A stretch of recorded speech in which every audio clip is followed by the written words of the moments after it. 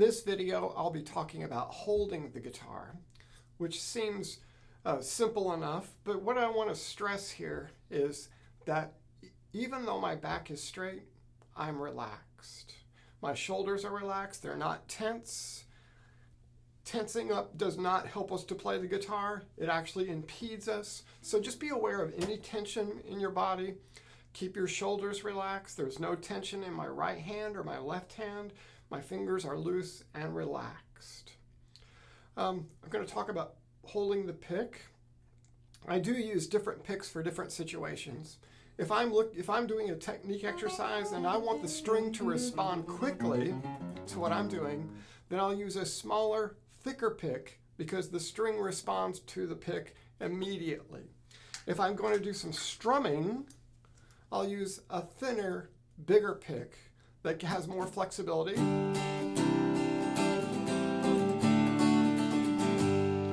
But for the purposes of these technique exercises, I'll mostly be using a smaller, thicker pick. And my pick is held between the thumb and the index finger. And these three fingers are curled under and out of the way. Now, I don't need to make a tight fist. I don't need to clench it. Again, I'm relaxed all the time. So just keep these fingers under and out of the way. What we want to avoid with the right hand is what I call anchoring to the guitar. So most people, when they're playing technique exercises or scale forms, want the stability that anchoring to the guitar gives, but it actually impedes progress later down the road. So when you're practicing, if you notice that you're anchoring, just correct it by curling your fingers under and just keep them there. Because if I'm anchoring all the time, it slows me down in other areas. So even right now from the very beginning, get used to not anchoring. It may feel awkward, it may feel weird, but work towards getting control over what your right hand is doing. And that's really what that exercise is about, is not anchoring, is that I have control over whether my right hand is touching the guitar or is not touching the guitar. So no anchors in the right hand. Thumb and index finger are holding the pick, and then I'm going to hold the pick parallel to the first string and just let it move towards the floor.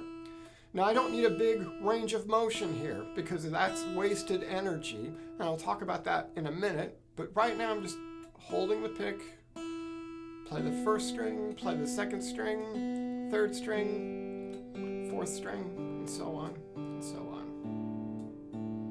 Good, so get used to your hand looking like my hand. A good way to practice that is by looking in the mirror and just make sure that your hand looks like this. For my left hand, I keep my thumb on the back of the fingerboard, approximately here. And then my left hand is kind of curled under, kind of like I'm holding a ball. But again, no tension, just nice and relaxed. And then I want to keep my fingers close to and over their assigned strings and frets.